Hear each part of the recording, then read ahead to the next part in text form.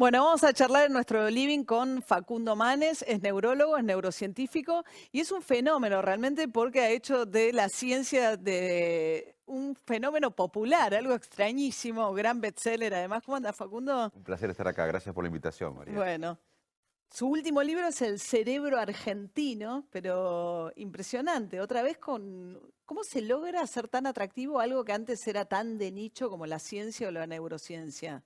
El libro anterior, Usar el cerebro, fue un libro que le explicaba a la sociedad, casi desesperadamente de mi parte, qué eran las neurociencias cognitivas, las ciencias de la mente, o cómo se estudia desde la ciencia los procesos cerebrales, la memoria, la toma de decisiones. Este libro tiene como misión eh, explicarle a la sociedad desde la ciencia cómo la cultura, cómo los demás, cómo nuestros amigos, nuestros compañeros de trabajo, cómo las historias de la sociedad que vivimos influyen en nuestra mente. Básicamente, el primer libro, el libro anterior, fue cómo funciona la mente, un cerebro, y este es cómo funciona el cerebro colectivamente. Y además, lo invitamos al lector a pensar a partir de esto, que la cultura y las historias compartidas crean sesgos, crean esquemas mentales. Le invitamos al lector a pensar cuáles serían los esquemas mentales de los argentinos o de nuestra comunidad. El Sí, lector vos tiene... hablás del sesgo argentino, ¿no? Y hay algunos rasgos que aparecen que son, bueno, que vivimos de crisis en crisis, que discutimos mucho más el pasado, que tendemos a mirar más el pasado que a pensar nuestro futuro.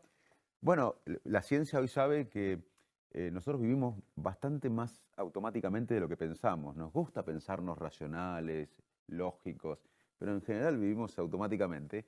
Esto pasa muy claramente cuando manejamos. Estamos en la ruta y avanzamos 10 kilómetros, pero ¿cómo no choqué si estaba pensando en otro tema? Sí. O llegué a mi casa bueno, básicamente porque el cerebro, que es una máquina de aprender, ante situaciones similares, toma atajos de experiencias previas, de memorias previas, y manejar es una cosa que hacemos varias veces todos los días. Eso es Entonces, malo para cambiar. exactamente, bueno, pero a veces tomamos decisiones lógicas, deliberadas, pero no podemos vivir en forma lógica porque ahora Son estamos, demasiadas decisiones por claro, no tenemos segundo. recursos cognitivos, exactamente. Entonces, como tenemos estos sesgos motores o estos esquemas mentales motores para manejar, también los tenemos para pensar. Entonces pensamos que estamos destinados al éxito, Argentina está destinada al éxito,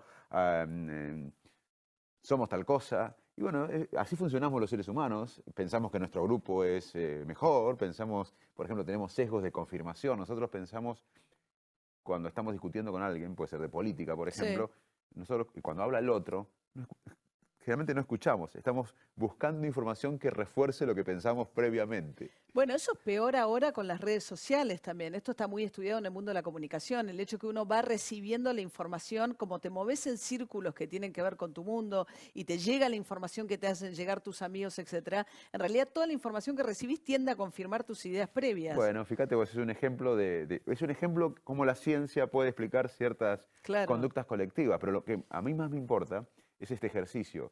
En el fondo, lo que más me importa a mí es este ejercicio. Imagínate que venga un mago a la Argentina, un Sí. mago todopoderoso, y nos ponga la infraestructura de Suecia, los puertos de Suecia, la ruta de Suecia, Sí. que nos baje la inflación, que ponga vivienda digna, que debemos hacerlo para todo el mundo, que sea un país Mucho perfecto. más igual, sin Todo. pobreza.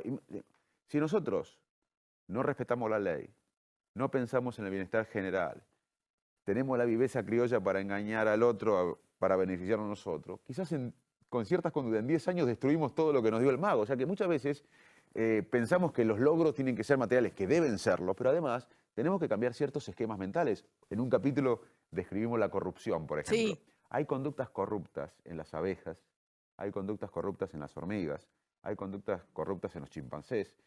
Y obviamente nuestros antepasados en la evolución buscaban alimentos o luchaban con otras tribus para llevar a la familia de uno comida, material y demás. Todos naturalmente tenemos tendencia a llevar agua para nuestro molino. No es que el cerebro de un dinamarqués sea menos corrupto que un cerebro argentino. ¿Por qué en Dinamarca hay menos corrupción que acá? Porque allá hay sanción social, hay ley, hay instituciones fuertes. Y es un ejemplo de cómo el contexto, el ambiente puede modular política de Estado. Pero hay sanción social, decís vos. Acá somos muy por ahí la evasión de impuestos. Ahora que se está discutiendo todo el tema del blanqueo también.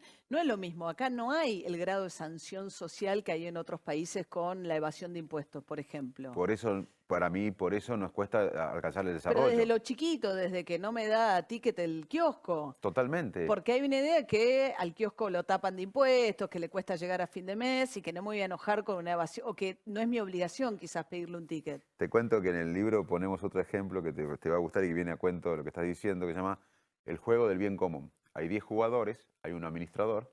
El administrador le dice a los 10 jugadores, le voy a dar 100 pesos a cada uno. Sí. Y ustedes inviertan en un pozo secreto, que yo voy a saber, pero ustedes no van a saber ninguno, lo que ustedes quieran. Y yo le voy a duplicar lo que ustedes pongan. Entonces la mayoría dice, tengo 100 pesos, y después lo repartimos. Entonces la mayoría dice, tengo 100 pesos, pongo 100 pesos, me lo duplica y después lo repartimos. Pero uno dice, bueno, ¿para qué voy a poner 100 pesos? Si los demás van a poner 100 pesos, le va a duplicar y yo voy a ganar. Yo voy a poner 50. Me quedo con 50, pongo 50, me duplica y les duplica a los demás los 100 que ponen y yo gano de la repartija general y además de los 50 que me quedo. Esa conducta de uno empieza a infectar, egoísta, empieza a infectar Claro. a los demás. Por eso es muy importante el bien común. Acá, en mi opinión, mi humilde opinión, quizás tenemos sesgo de más individualista, o quizás por la dictadura, que bueno, me salvo yo, o no me quiero meter, pero por algo no pensamos tanto colectivamente como los países que han logrado cierto desarrollo. Nosotros tenemos un tercio de la población pobre, tenemos Claro. 4 millones de chicos hasta los 17 años que tienen una condición de pobreza. La pobreza tiene un impuesto mental negativo. Eso es súper interesante que vos hablas, pues estaba muy estudiado por ahí ya en los estudios de nutrición, ¿no? Como la desnutrición infantil genera ya problemas, ¿no? Desarrollo del cerebro, etcétera. Pero vos desarrollás esa idea un poco más con relación a la educación, ¿no? ¿A qué llamas el impuesto cognitivo, la pobreza? Vivir en un contexto de pobreza. Por ejemplo, yo tenía 13 años, era clase media del interior. Salto, No provincia de faltaba Buenos nada, no Aires. sobraba nada. Pero yo pensé, dije, bueno, quiero ser médico, como mi papá. Entonces terminé la secundaria, la primaria, la secundaria, la universidad. Tenía un largo plazo, porque podía comer, podía tener un ambiente que no sobraba nada, pero tampoco podía imaginar un futuro. Cuando vos vivís en un ambiente de pobreza, en un contexto de pobreza, por más que el Estado, que debemos hacerlo urgente, le dé comida adecuada y que el Estado logre una vivienda digna, que tenemos que hacerlo urgente, si no modificamos el propósito, no lo motivamos, no tenemos esquema, las personas van a seguir inmersas en un contexto de pobreza. O se le requiere un esfuerzo mucho mayor al que podría requerir si no tuviera que ocuparse de cosas más inmediatas. Totalmente. Así que muchas veces en las políticas públicas decimos, bueno, vamos a solucionar la alimentación, que está bárbaro, vamos a solucionar la vivienda, pero eso no es suficiente. Hay que solucionar la alimentación, hay que solucionar la vivienda, pero además hay que motivarlos, y hay que enseñar el valor del trabajo de largo plazo, del bien común. Hoy en la Argentina, por lo menos en Capital y en Conurbano, hay un estudio de una universidad de acá de Buenos Aires que muestra que casi el 30% de los jóvenes en este país piensan que el ascenso social es por la corrupción y el acomodo. Por más que Que puede ser solución- que sea. Está bien, pero por más que tengamos, bajemos la inflación, arreglemos con los holdouts, que tenemos Sí, que hacerlo, sí. que tengamos todo. Si todos si creemos que en nosotros realidad lo que se premia es la vivada, no tenemos futuros. Lo que puso el mago en 10 años lo destruimos. Si pensamos que el ascenso social, si el mago no soluciona todo, quizás si no cambiamos los sesgos mentales nuestros, lo vamos a destruir. Nosotros tenemos que empezar a pensar colectivamente, en el bien común, en el largo plazo. Suena idealista, pero esto es lo que hicieron los países que se desarrollaron, ¿eh? Sí. Los vivos son los suecos o los dinamarqueses, no somos nosotros que tenemos un tercio de la gente en la pobreza. Tenemos que hacer lo que hicieron los países desarrollados, no tenemos que inventar nada. Y lo más interesante, María, que acá en la Argentina hubo revoluciones como esta. La ley 1420, la educación pública, fue una ley que fue revolucionaria y le permitió a gran parte de la población el ascenso social por la educación. Porque hoy sabemos que el crecimiento económico solo, sin una revolución del conocimiento, que es mucho más que la educación, no reduce la pobreza. Acá en la Argentina, Claro. en 1869 había... Claro, la idea de bueno, que si hay crecimiento en algún momento, la idea de los años 90, ¿no? El crecimiento económico, esto demostrado en todo el mundo, el crecimiento Del económico derrame. solo, sin una revolución del conocimiento, una inversión en Claro. educación, en serio, no Bueno, disminuye la pobreza. Pero vos mencionás un ejemplo que es increíble, que son cosas sencillas de política pública que no se hacen, ¿no? Los que estudian la universidad estando en las cárceles, que están pobladas además de chicos jóvenes, baja drásticamente los niveles de reincidencia. Totalmente. Solo 2 de cada 10 reinciden cuando estuvieron en las cárceles. Totalmente. Aparte, Y digo, es una cosa económicamente conveniente, incluso si lo pensás desde, si no lo querés pensar del costado humanista, que debieras pensarlo también, ¿no? Es la mejor inversión que puedes hacer. y fíjate vos que tiene que ver con lo que decís vos, de la violencia, pero también tiene que ver con las instituciones. En Brasil hubo un estudio de la gente, aunque vivía en contexto de pobreza, si tenía cierta educación, no toleraban el roban pero hacen. Aunque tuvieran plata o dinero, sin educación toleraban el roban pero hacen. La educación también influye en las instituciones. Hay 4 pilares para el desarrollo de un país. El cerebro saludable de los ciudadanos para que generen ideas, proyectos, capital mental, la educación de calidad, infraestructura e instituciones fuertes. Todos están bajo el paradigma del conocimiento, que es mucho más que educación. Claro. Nosotros necesitamos ese paradigma desesperadamente porque en la Argentina estamos siempre como ¿viste cuando van a la guardia y te dice, bueno, imagínate esta situación, te dicen, bueno, te voy a amputar la mano? Y dice, no, pará, no quiero que me amputen. No, mirá, tenés una infección que va a progresar, te podés Es morir, mejor. no vas a ver a tu hijo, no vas a ver a tu nieto. Entonces vos le decís, bueno, está bien, vos ves el largo plazo, sufrís un poco. Sí. Ahora, si vas a la guardia, te sacan un dedo y no te explican por qué, al otro día vas y te sacan otro dedo, decís, pará, quiero saber por qué estoy sufriendo. Sí. Entonces, nosotros nos falta en la Argentina, con tantas frustraciones, me parece que un proyecto que nos una a todos, como fue la democracia. La democracia nos unió, ese paradigma, Sí, claro. generó expectativas, más allá y hoy para mí es el conocimiento, y hay que difundirlo. Una cosa de las próximas generaciones que es interesante, que vos hablás mucho, es el fenómeno del el envejecimiento de la población, ¿no? Que es un enorme desafío. Tremendo. Ni hablar para el sistema jubilatorio, para el sistema económico. ¿Cómo vamos a vivir? ¿Qué es la tercera edad? ¿Dónde empieza? ¿Cómo vamos a vivir? Bueno, la adolescencia fue un concepto que, digamos, no siempre existió en la historia de la humanidad. Y ahora viene una nueva adolescencia, que es personas de entre 65 y 100 años, que muchas van a vivir un cerebro totalmente funcional, sin déficit cognitivo. Y bueno, esas personas, hoy sabemos desde la ciencia, que si uno no tiene un propósito en la vida, que si uno no tiene conexiones sociales, Vida social, si no claro. tiene motivación, se empieza a deprimir y Claro. empieza a tener problemas médicos. Entonces vos fíjate que el Estado tiene un dilema, porque por un lado tiene que pagar una jubilación bien, Sí, claro. pero si no lo estimula a hacer algo, después el Estado, además de la jubilación, le va a pagar el hospital, porque si no hace Claro. nada el jubilado, se va a deprimir y va a tener problemas médicos. O sea, hoy hay una nueva adolescencia. Además, podemos aprovechar la sabiduría, la experiencia de todos los adultos mayores para hacer, por ejemplo, escuelas intergeneracionales. Mucha Claro. gente estaría interesadísima en darle su conocimiento a jóvenes. Sí. El Estado tiene que articular, va a tener que transformarse el Estado porque en el 2050 va a haber más gente de 60 años o más que chicos de 5 años.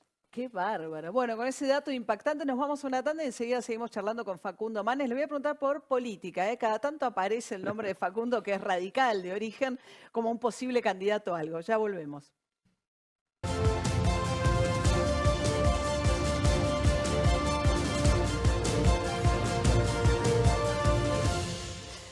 Bueno, seguimos charlando con Facundo Manes, neurólogo, neurocientífico, ambas cosas, está bien, ¿no? Pasión de multitudes, además, y esto muchos también se tientan. Dicen, bueno, ¿por qué no lo medimos? Facundo es radical, viene de Salto, provincia de Buenos Aires. En algún momento Ernesto Sanz te mencionó como posible candidato a vice. ¿Te ves en una situación político-electoral, en una candidatura electoral? Mira, primero es que toda esta gente que está interesada en el cerebro, en los libros, en cuando doy conferencia en todos lados, no habla de mí, para mí. No, habla de una sociedad que está con muchas ganas y que lo palpo permanentemente del conocimiento de largo plazo, de la educación, sin olvidar el presente, sin olvidar que tenemos un tercio de gente en la pobreza, Sí. que tenemos gente que no llega a fin de mes, que Sí, tenemos también jóvenes la que no... neurociencia con la expectativa de vida que se alarga pasa a ser un campo de muchísimo interés, ¿no? Por eso, por eso. Entonces, el fenómeno acá no es MANE, es la sociedad que quiere algo más. Y yo siento, siempre lo dije, que la política es una gran herramienta de transformación social. Yo respeto la política, me parece que tenemos que tener mejores políticos y que hay mucha gente buena en la política, hay Pero mucha vos gente te sentís honesta. radical. Yo nunca me definí, 21. porque yo creo que si no se renuevan el radicalismo y el peronismo, definen más el pasado que el futuro, digamos, o explica más el pasado que el futuro. Yo lo que crecí en una casa radical donde se premiaban los valores, donde la república era muy importante, donde el bien común. Crecí en un ambiente de familia radical, pero hoy el radicalismo va a tener que renovarse, el peronismo también, porque hasta ¿Cómo lo ahora... ves a Macri? Mira, primero que yo respeto al presidente porque cuando él empezó la carrera política, según tengo entendido, empezó con altos índices de desaprobación. Desaprobación. Hay que tener una enorme voluntad personal, política, para revertir eso y llegar a presidente. Ahí yo digo, me saco el sombrero con el presidente de una lucha personal, de un trabajo, de un esfuerzo. Segundo, que es un proceso que yo veo que se ha iniciado y que necesita de todos los argentinos que ayudemos, porque acá... ya ganó Cambiemos, ahora hay que ayudar, yo me siento cerca de Cambiemos, me siento que hay que ayudarlo al gobierno, porque los argentinos tenemos que empezar a pensar que hay que construir a largo plazo, hay que respetar los 4 años, que después haya otras elecciones, pero no podemos boicotear porque nos boicoteamos a nosotros mismos. Entonces nosotros tenemos que ayudar y veo que se están poniendo los cimientos para un país que va a necesitar mucho tiempo para ser desarrollado y tenemos que ayudar, Queda esa puerta abierta entonces.